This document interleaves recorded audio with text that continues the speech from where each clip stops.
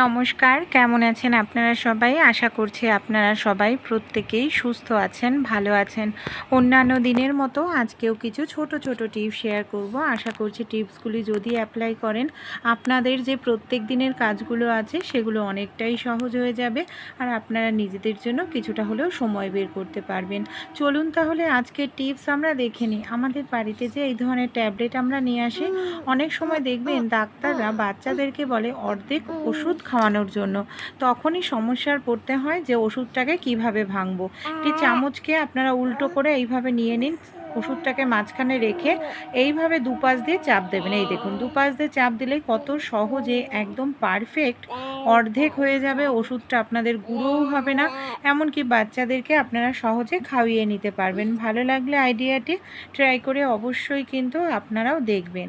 আমাদের যাদের বাড়িতেই ছোট বাচ্চা আছে, বাচ্চারা কী করে, রং পেন্সিল হাতে পেলেই দেখবেন দেয়ালে, ফার্নিচারে, নানা জায়গায় এইভাবে লেখালেখি করতে থাকে।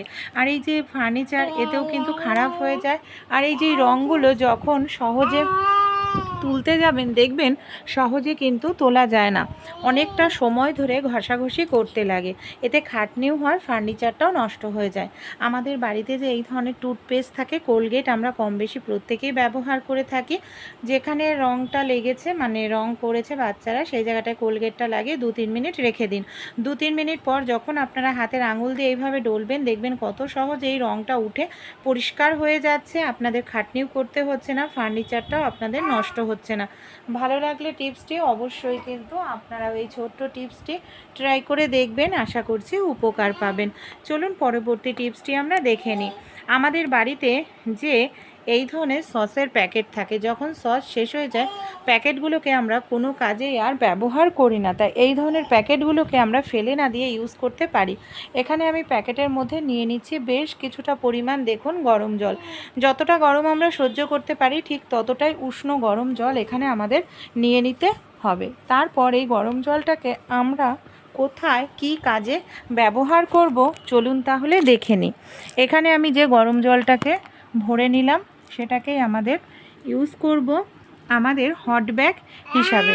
অনেক সময় দেখবেন কি হয়, আমরা হয়তো কোথাও চোট লাগে কিংবা দেখা যায় বাচ্চারা খেলাধুলো করতে গেলে আঘাত লাগে, ডাক্তার হয়তো বলে যে হট শেক দেওয়ার জন্য। আমাদের অনেকের বাড়িতেই কিন্তু হট ব্যাগ থাকে না, তখনই আমাদের সমস্যার মধ্যে পড়তে হয়।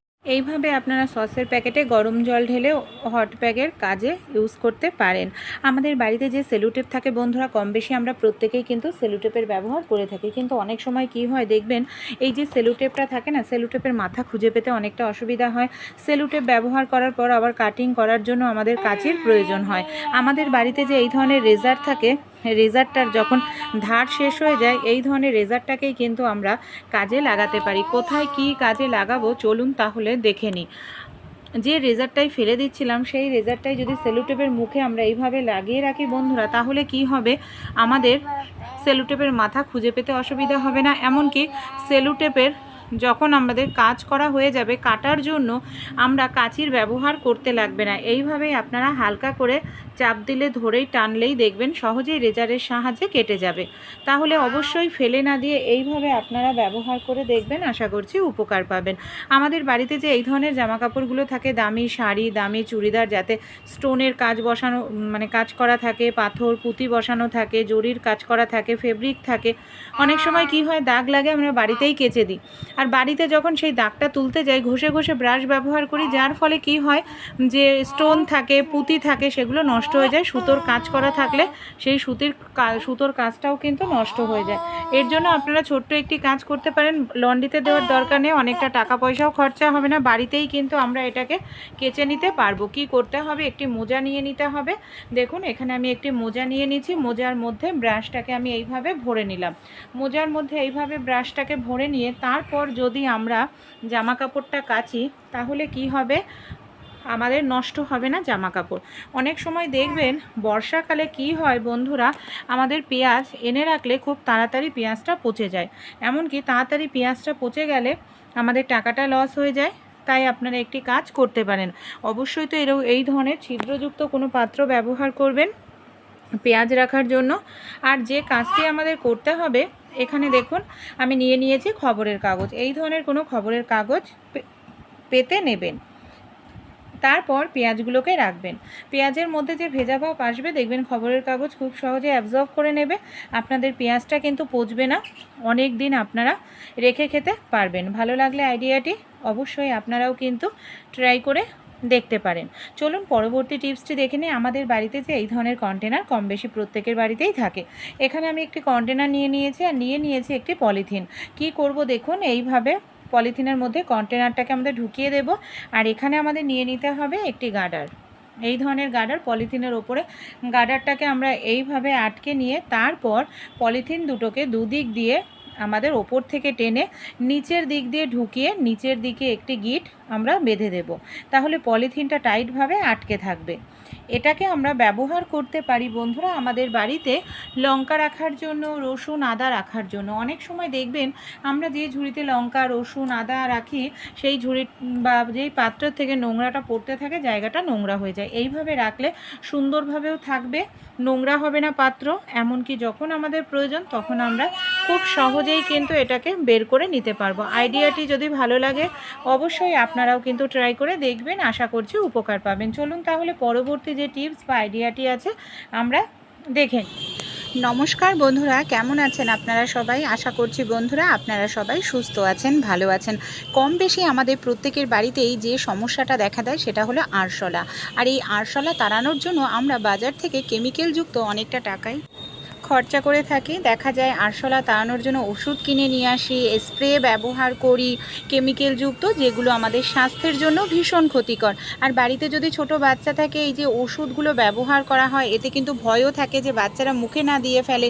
স্প্রে অনেক সময় খাবারের মধ্যে কোনো কারণে মিশে গেলে আমরা অসুস্থ হয়ে পড়ি। আজকে আমি আপনাদের সঙ্গে এমন একটি সহজ রেমেডি শেয়ার করব যেটা ব্যবহার করে আপনারা খুব সহজেই কিন্তু বাড়ির থেকে আরশোলাকে তাড়িয়ে ফেলতে পারবেন। আপনাদের রান্নাঘর থাকবে পরিষ্কার পরিচ্ছন্ন, এমনকি আপনাদের ঘর বাড়িতেও নোংরা হবে না।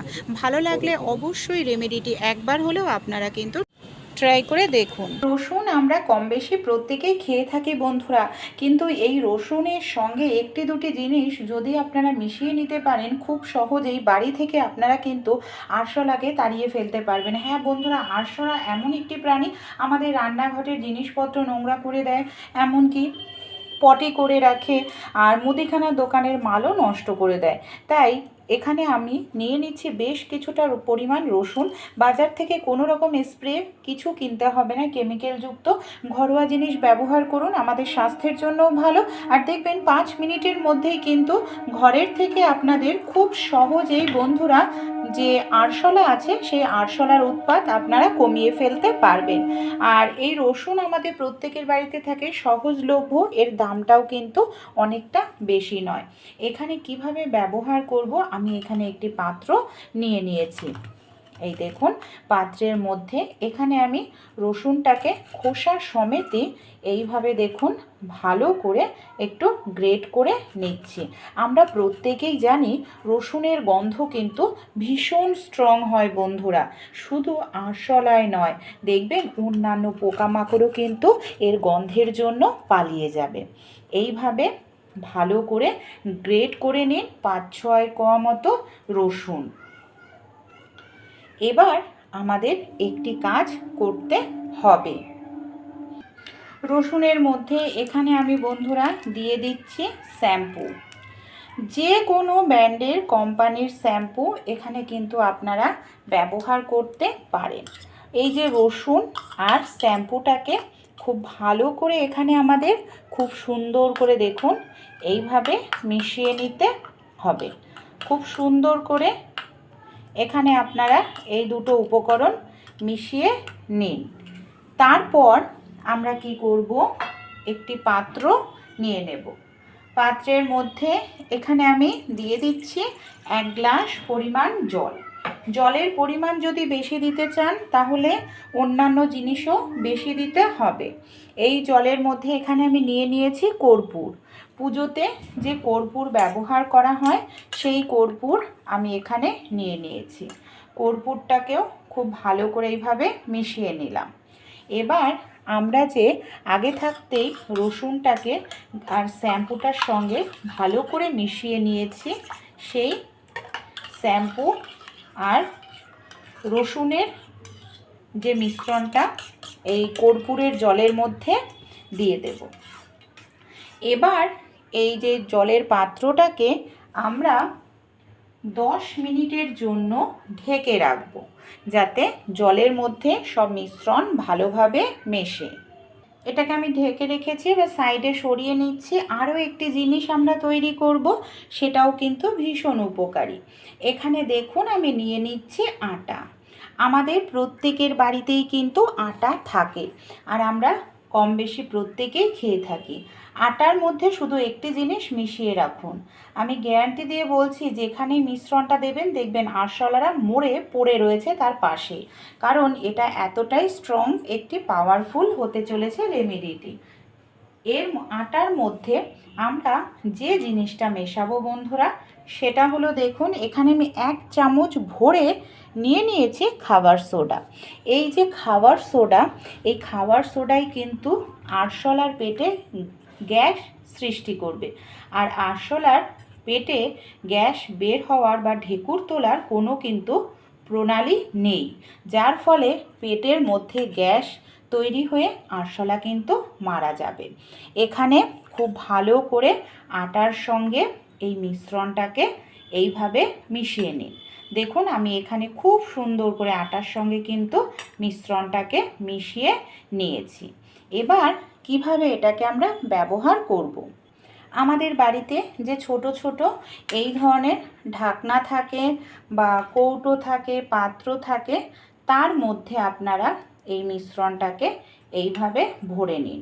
দেখুন আমি যেভাবে ভরে নিচ্ছি, এইভাবে 3-4টে মিশ্রণ ভরে রেখে দিন। দেখবেন আরশোলারা তো খাবেই, আর খেয়ে কিন্তু পাশেই পড়ে থাকবে। এই মিশ্রণটা রেডি হয়ে গেছে। এবার এটাকে সাইডে রাখবো। আর আমরা 5 মিনিটের জন্য ভিজিয়ে রেখেছিলাম যে জলটা, সেটাকে আমাদের কি করতে হবে, ছেঁকে নিতে লাগবে, কারণ এর মধ্যে রয়েছে কিন্তু অবশিষ্ট অংশ রসুনের, তাই এটাকে আমাদের ছেঁকে ব্যবহার করতে হবে।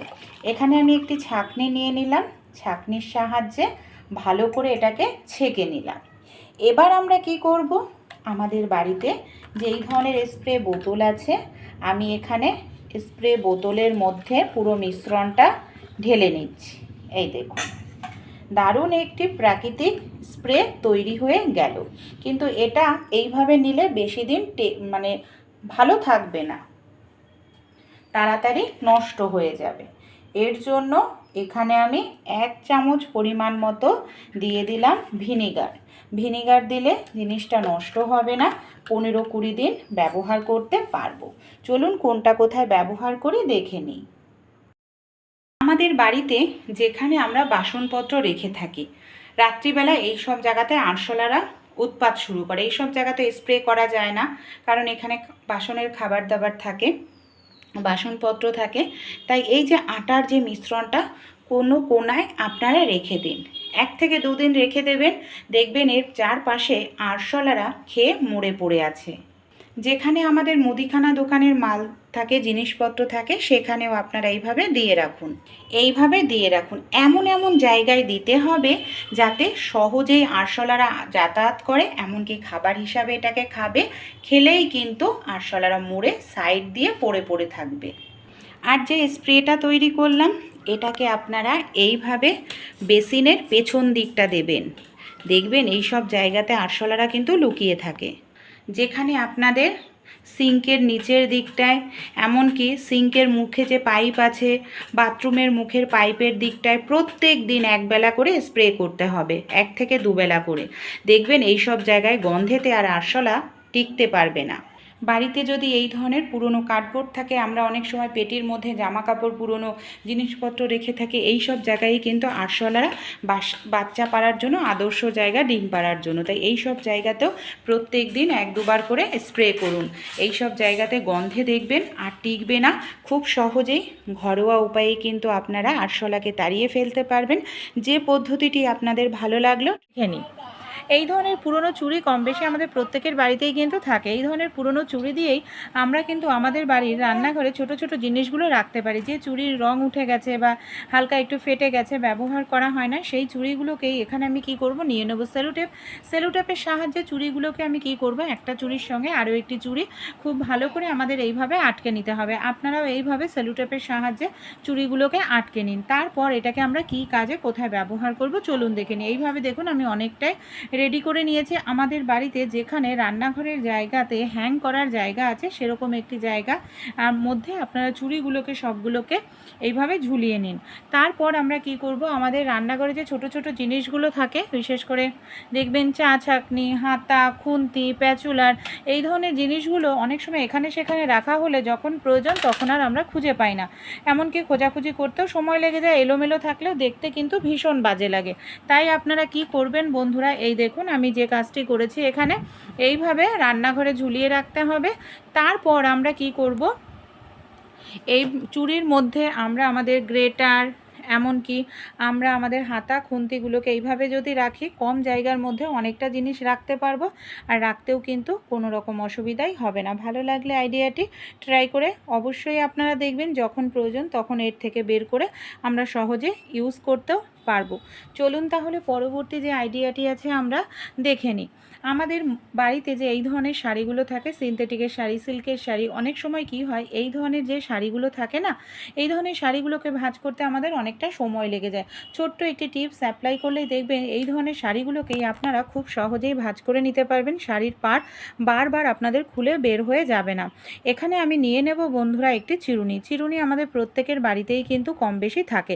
একটি চিরুনি নিয়ে নিতে হবে। চিরুনিটা নেওয়ার পর এই চিরুনিটার মধ্যে পুরোটা শাড়ি দেখুন আমাদের খুব ভালো করে এখানে পেঁচিয়ে নিতে হবে। আমি যেভাবে শাড়িটাকে পেঁচাচ্ছি ঠিক সেভাবেই আমাদের পুরোটা শাড়িকে এইভাবে পেঁচিয়ে নিতে হবে। আর এই কাজটি কিন্তু আমাদের অবশ্যই দাঁড়িয়ে করতে হবে, তাহলে এক সাইড নয় দু সাইডেই শাড়িটা আমাদের সুন্দরভাবে গোছানো হয়ে যাবে। আর এইভাবে আমাদের দেখুন পুরো শাড়িটাই আমি চিরুনির মধ্যে পেঁচিয়ে নিয়েছি। এবার আমি কি করছি, চিরুনিটাকে এবার আমি খুলে নিলাম, আর এইভাবে শাড়িটাকে আমি ভাঁজ করে নিচ্ছি।